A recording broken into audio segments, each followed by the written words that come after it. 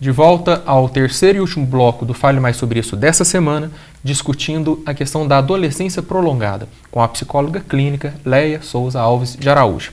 Leia, no final do segundo bloco, eu fiz um comentário rapidinho no sentido de que quando os adolescentes entram na faculdade, né, passam pelo vestibular, muitos pais acham que pronto, o menino está entregue ao mundo adulto e agora pode se comportar como bem entender, uma vez que é adulto. E aí a gente vê muitos problemas nesse sentido, porque a falta de maturidade, né, encontrando espaço e liberdade para tudo, acaba resultando em problemas.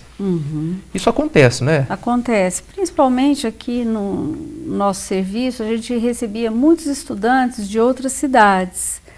Então, o que acontecia? Às vezes os pais vinham aqui, matriculavam, vinham na matrícula com os filhos, arrumavam a casa, a república e tudo, e a gente notava um distanciamento muito grande desses pais em relação a esse filho.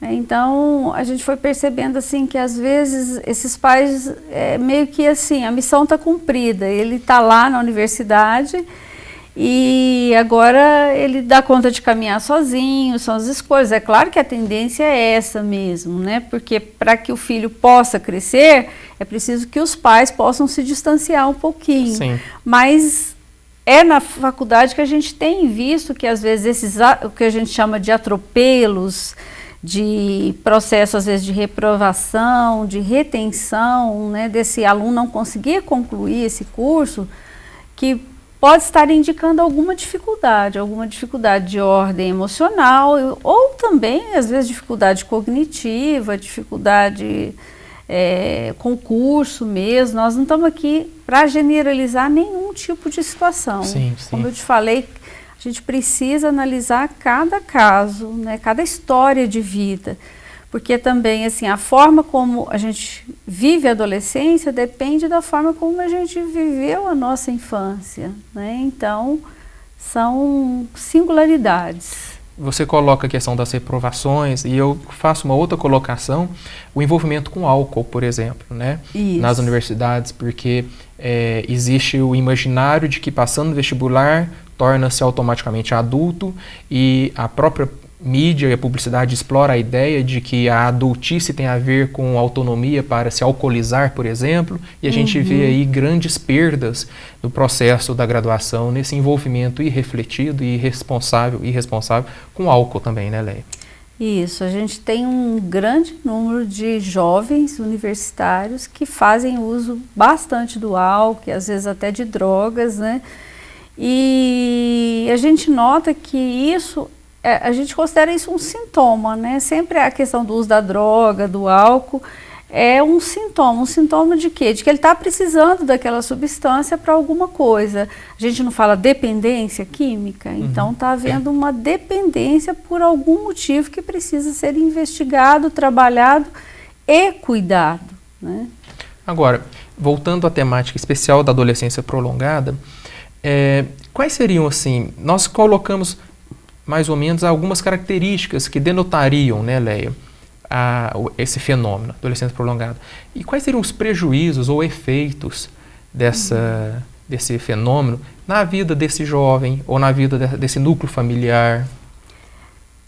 A gente nota que às vezes, por essa pessoa às vezes não conseguir se sustentar financeiramente, não conseguir ter um trabalho, não conseguir concluir os seus estudos, ela acaba ficando dependente dos pais, então gera uma dependência tanto afetiva, emocional, quanto uma dependência financeira material, também. Né? É uma dependência material e até de cuidados dessa família que tem que estar sempre por ali, vigiando, cuidando daquele adolescente que na verdade já deveria ter tido uma conclusão de uma etapa. É claro que a gente sabe que as etapas, a gente preserva as características da infância, da adolescência, e é saudável, né, que a gente tenha essas características. Mas alguns marcos, algumas conclusões a gente precisa fazer. Então, eu trouxe um poema, sim, que eu achei muito legal, do Paulo Leminski, que ele fala sobre isso, dessa mistura que a gente tem das nossas questões infantis, adolescentes e adultas. Esse poema chama Quando Eu Tiver 70 Anos. Tá aí, por favor, leia-o.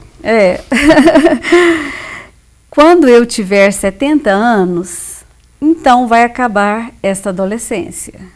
Vou largar da vida louca e terminar minha livre docência. Vou fazer o que meu pai quer, começar a vida com um passo perfeito. Vou fazer o que minha mãe deseja, aproveitar as oportunidades de virar um pilar da sociedade e terminar meu curso de Direito. Então ver tudo em sã consciência, quando acabar esta adolescência. Que legal, Leia. É a própria temática do que nós estávamos discutindo, né? E colocando e temperando a discussão com outros elementos, como, por exemplo, fazer o que o meu pai deseja, fazer o que minha mãe espera, né? Isso, porque a gente está sempre permeado pelos desejos dos nossos pais, né? Uhum. Então, com a nossa independência, a gente pode ir caminhando, né?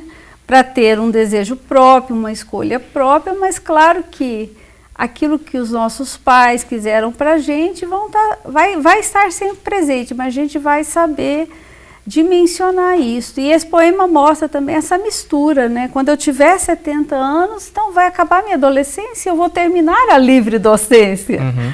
Né? A livre docência já é algo do mundo dos adultos. Sim.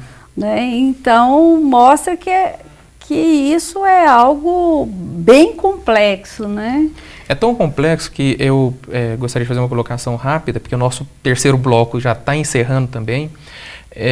Se a adolescência não termina, né, se ela se prolonga indefinidamente, os pais também ficam meio que impedidos de entrar na chamada senilidade, terceira idade, de vivenciar na plenitude a velhice, que é o momento em que o filho que se tornou adulto cuida dos pais. Isso. Então acaba misturando tudo e uma família pode ver uma situação complicada. Isso, né? A gente chama, não deu para a gente falar antes, de adolescentes, adolescentes profissionais, adolescentes cangurus, que ficam na bolsa protetora da mãe, dos pais, né? E enquanto se está na bolsa protetora, não se dá liberdade a esses pais também, né? Então o adolescente precisa galgar esse degrau. E se ele precisar de ajuda, por exemplo, quiser procurar a Leia, psicóloga clínica, no consultório particular dela, qual é seu telefone? Fala rapidinho para a gente encerrar o programa de hoje, Leia. Meu telefone é 3216-3965 ou 9136-1561. Colocaremos no vídeo, ajudando pessoas que talvez, porventura, necessitem, né, dessa orientação. Leia, agradeço a sua participação, muito obrigado mesmo.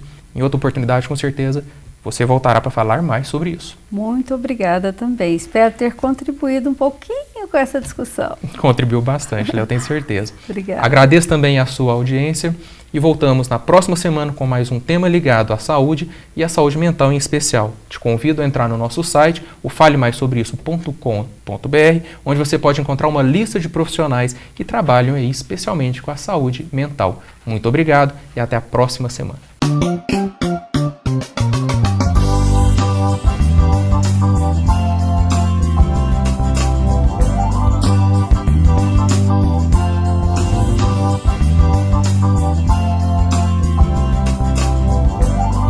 Um oferecimento R. Bertolini Marketing. Canal da Gente. A gente curte você.